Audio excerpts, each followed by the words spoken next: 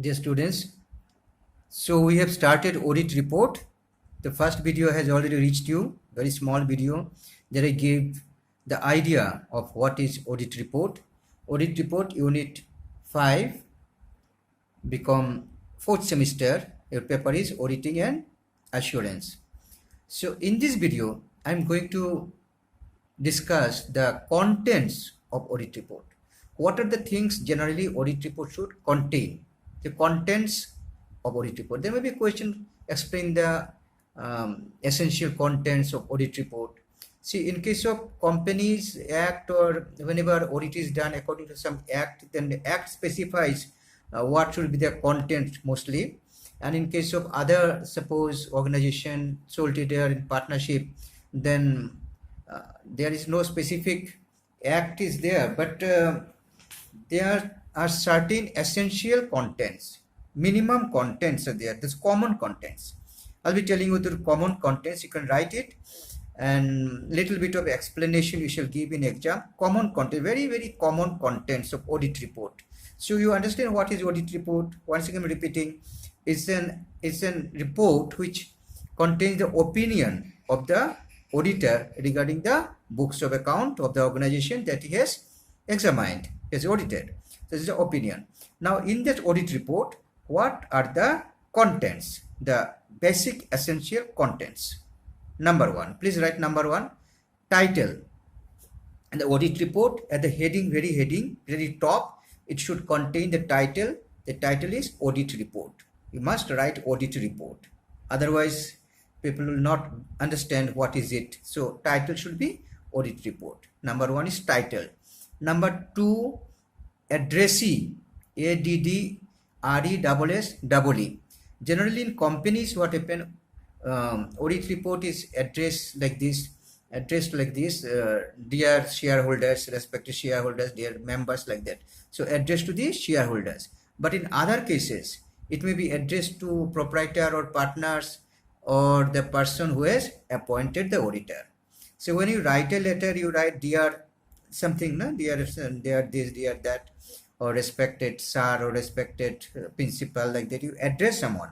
So in audit report also, there's a question of addressing. There's a point of addressing. So you address someone. The person whom you address is known as addressee, addressee. So point number two comes addressee. And in companies, it is written, it is addressed to shareholders, and in other organizations, it may be addressed to partners or proprietors, or it may be addressed to the person who appointed the auditor. Then you write number three, identify financial statements. So when you write the audit report, suppose you just write the audit report, there will be a problem. Audit report of which company? You have to write. Audit report should clearly identify the financial statements, the balance sheet and the profit and loss account of this and this company. Suppose you have written audit report, given heading, so dear shareholders or respected shareholders, like that you've written. Then we have checked the balance sheet of ... some in such company. You have to mention the name of the company so that the audit report can be identified. Otherwise, there are a lot of audit reports. Which company's audit report is which one? It will be very confusing. So you have to identify the financial statement by writing the name of the company along with the balance sheet or PL account. Then responsibility. Next point, number 4, responsibility. See, accounts, making the accounts is the management's responsibility. That's true.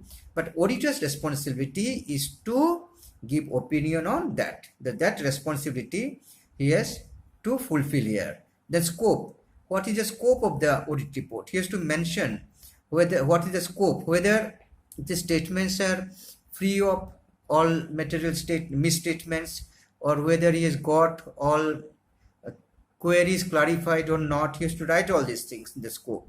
Then opinion of on accounts. He has to give his own opinion of the accounts. Like he must write that the balance sheet gives a true and fair view of the state of the financial position. Then he has to write that profit and loss account gives a true and fair view. So that is opinion. He has to express his opinion there. Then next one is signature. There should be space in the audit report for signature. The auditor should put his signature there. Then next point is date of report. The auditor should give the date of report. He should give, date should be given, on which date report was given. And next point is signature and membership number. In case of company, you know, the auditor must be a chartered accountant, so he should put his signature, and he should also, along with his signature and name stamp, he must mention the membership number. What is this membership number? Every chartered accountant is practicing as chartered accountant, they must have a membership number from Institute of Chartered Accountants of India. So in the audit report, that number must be mentioned when along with his signature. So you remember in short what are the basic contents of audit report. Basic contents of audit report, essential contents of audit report. Number 1 is title, number 2 addressee, then identify financial statements. Financial statements should be identified, responsibility, then scope, then opinion of the on the accounts, then there should be place of signature, date of the report, then auditor's signature and membership number. These are the basic essential points, essential contents of any audit report. So you learn this point, contents of audit report, you make a note. There may be 4-5 marks question, what are the contents of audit report. There may be explain the contents of audit report, then you write 2-3 lines along with the points. So thank you very much, learn it, all the best.